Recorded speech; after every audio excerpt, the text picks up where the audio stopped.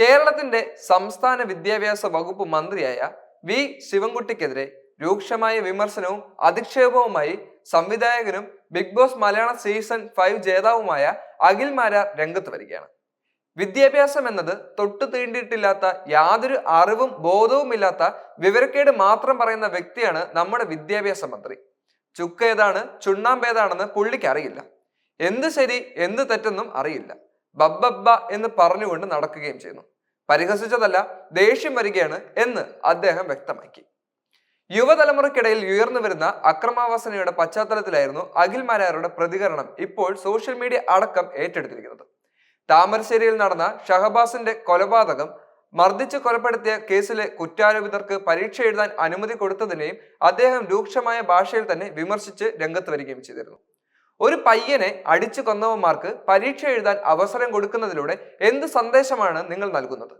പണ്ട് കോപ്പി അടിച്ചു കഴിഞ്ഞാൽ ഡീബാർ ചെയ്യും.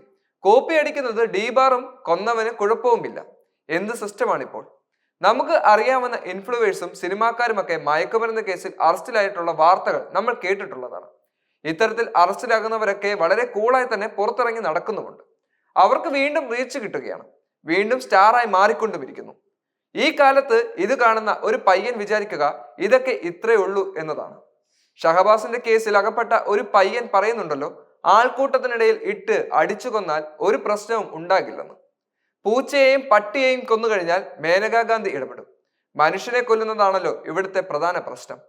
അതിന് യാതൊരു പ്രശ്നവും ഉണ്ടാകത്തുമില്ല. ഇത്തരം മൈൻഡ് സെറ്റിലേക്ക് കുട്ടികൾ എത്തിക്കഴിഞ്ഞു. പണ്ടൊക്കെ സ്കൂളിൽ പഠിക്കുമ്പോൾ അടികൂടും. കൈകൊണ്ടുള്ള ഇടിക്ക് ആഘാതം പറ്റിപ്പോയാൽ അവന്റെ അടുത്ത് പോയിരുന്ന് എന്തെങ്കിലും പറ്റിയോ എന്ന് ചോദിച്ച് നമ്മൾ കരയുമായിരുന്നു.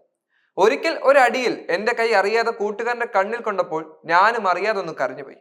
അങ്ങനത്തെ ഒരു മാനസികാവസ്ഥ നമുക്കുണ്ടായിരുന്നു. എന്നാൽ ഇന്ന് അവന്റെ കണ്ണ് പോയടാ എന്നൊക്കെ എന്ത് കൂളായിട്ടാണ് ഈ കുട്ടികൾ പറയുന്നത്. അങ്ങനെയുള്ളവരെയാണ് ഈ സർക്കാർ പരീക്ഷ എഴുതിക്കുന്നത്. ഇതിലൂടെ മറ്റു കുട്ടികൾക്ക് എന്ത് സന്ദേശമാണ് ലഭിക്കുന്നത്? ദുബായിലതൊക്കെ പോലെ തെറ്റു ചെയ്താൽ ഭയപ്പെടുന്ന ശിക്ഷ ഇവിടെയും കൊണ്ടുവരണം.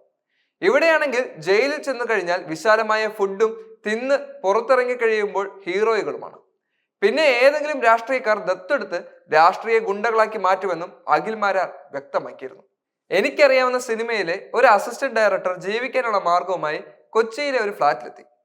നോക്കുമ്പോൾ ഒരു കുട്ടി വലിയ തരികിടയാണ്. അപ്പോൾ ആ കുട്ടിയുടെ രക്ഷിതാക്കൾ പറഞ്ഞു, ഞങ്ങൾ ആരും പറഞ്ഞാൽ അവൻ കേൾക്കാറില്ല, നീ 2 അടി കൊടുത്ത് അവനെ നന്നാക്കണം. അത് പ്രകാരം അവൻ 2 അടിയും കൊടുത്തു. പിറ്റേ ദിവസം അവൻ സ്കൂളിൽ ചെന്നപ്പോൾ അടി കിട്ടിയ പാട് കാലിലുണ്ടായിരുന്നു. സ്കൂളിൽ നിന്നും ചൈൽഡ് പ്രൊട്ടക്ഷൻ സമിതിക്കാർ അന്ന് ഇടപെട്ടു. ഇതോടെ ഈ പാവം പിടിച്ചവൻ പോക്സോ കേസിൽ 3 മാസം ജയിലിലുമായി.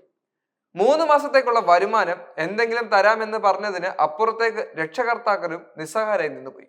എന്തായാലും അവൻ പിന്നെ ഏതെങ്കിലും കുട്ടിയെ അടിക്കുമോ എന്നും അഖിൽ മാരാർ ചോദിക്കുന്നുണ്ട്. കൊച്ചിയിൽ ഇന്ന് നടന്ന ഒരു സംഭവത്തെക്കുറിച്ച് ഞാൻ രഹസ്യമായി അറിഞ്ഞിട്ടുണ്ട്. ഒരു കുട്ടിയെ മയക്കുമരുന്നുമായി പിടിച്ചപ്പോൾ രക്ഷിതാക്കൾ ഇടപെട്ട് 2 ലക്ഷം രൂപ കൊടുത്ത് സെറ്റിൽമെന്റ് ചെയ്തത്രേ. ഇതിന്റെ തെളിവ് എന്റെ കയ്യിലുണ്ടോ എന്ന് ചോദിച്ചാൽ എന്റെ കയ്യിൽ തെളിവില്ല.